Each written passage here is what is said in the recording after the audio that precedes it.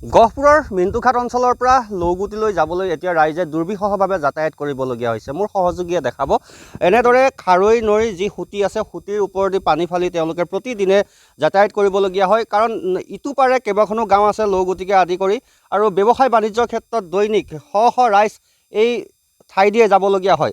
মই এগৰাকী ব্যৱসায়ী পাইছোঁ, তেওঁ শাক পাচলি আনিছে। কোনফালে গৈছিলে? হেৰি গোপালজাৰণি। হয়, কিমান কষ্ট হয় এইফালে? বহুত কষ্ট হয়, বুজিছেনে?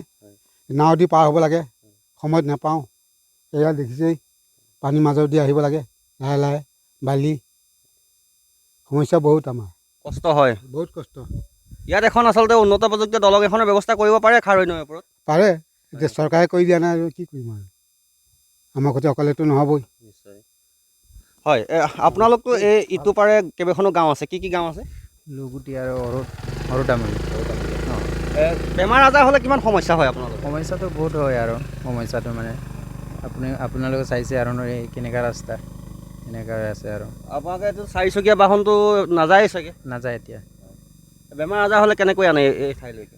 নাই, তাৰ পৰা কি বাইকো নিব নোৱাৰে আৰু পানী হ'লে মানে ট্ৰেক্টৰ দি আনিব লাগে আৰু ট্ৰেক্টৰে পাৰ কৰে। এতিয়া ট্ৰেক্টৰ দি আনি পেলাই এইটো পাৰে আকৌ গাড়ীত নিব লাগে। গাড়ী নিব লাগে ইয়াৰ পৰা। এই সমস্যা আপোনালোকৰ বছৰ বছৰ ধৰি আছে? বছৰে বছৰে হৈ আছে। স্কুলীয়া শিক্ষাৰ্থীসকলৰ ক্ষেত্ৰত কেনেকুৱা সমস্যা হয় তেওঁলোক অহা যোৱা কৰা? তাতো এনেকাই আৰু আমি যেনেকৈ চলে এনেকৈ আৰু কেতিয়াবা চাগে দুৰ্ঘটনাও হয়? হয় আৰু কেতিয়াবা মাজে মাজে হ'বই আৰু এনেকুৱা নদীটো পাৰ কৰোঁতে হ'বই আৰু দুৰ্ঘটনাটো ন। হয়, এয়া হৈছে ৰাইজৰ ভাষ্য। তেওঁলোকে বহু কষ্ট কৰি আচলতে যাতায়াত কৰিবলগীয়া হয়।